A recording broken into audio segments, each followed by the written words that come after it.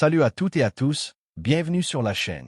Aujourd'hui, nous allons parler d'un sujet d'actualité qui concerne à la fois la politique, la diplomatie et les relations internationales. La nomination d'un intérimaire par l'ONU au Burkina Faso.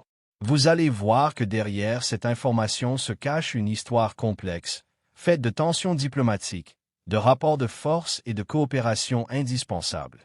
Alors installez-vous confortablement, et surtout n'oubliez pas de vous abonner à la chaîne et de liker cette vidéo pour nous encourager à continuer à vous apporter des explications claires sur l'actualité mondiale. Le contexte. Depuis plusieurs mois, le Burkina Faso traverse une période politique et sécuritaire difficile. Le pays est dirigé par une junte militaire menée par le capitaine Ibrahim Traoré, arrivé au pouvoir en 2022 à la suite d'un coup d'État. Dans ce climat tendu, les relations entre le Burkina Faso et les Nations Unies sont parfois compliquées.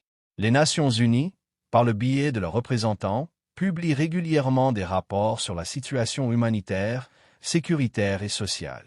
Mais certains de ces rapports ne plaisent pas toujours au gouvernement, surtout lorsqu'ils évoquent des sujets sensibles comme des violations des droits humains ou des abus commis par l'armée. La décision de la junte.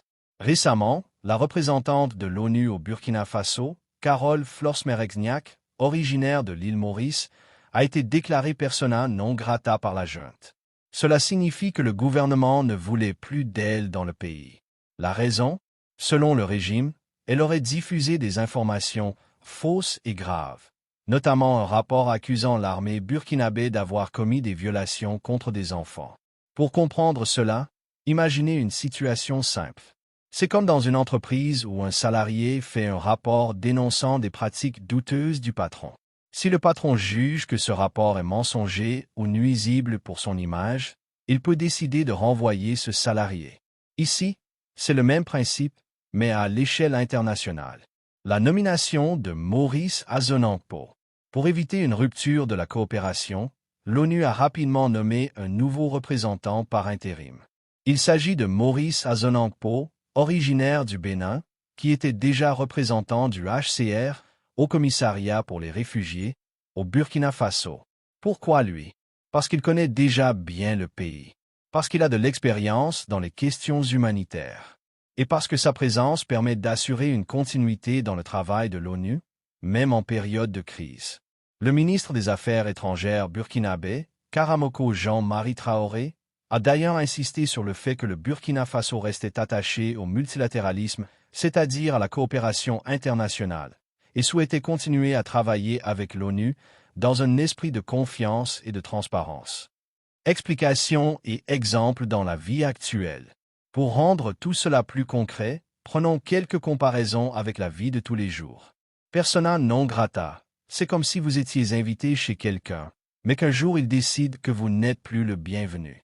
En diplomatie, c'est un outil très fort, car il montre clairement qu'une relation est abîmée. Nommer un intérimaire. Dans la vie courante, c'est comme quand un directeur d'école ou un chef d'entreprise quitte son poste brusquement. On nomme un remplaçant provisoire pour que tout continue à fonctionner. Ici, Maurice Azonankpo joue exactement ce rôle. Les tensions avec les rapports. Imaginez un élève qui reçoit un mauvais bulletin. Il peut accuser le professeur d'être injuste, même si certaines remarques sont vraies.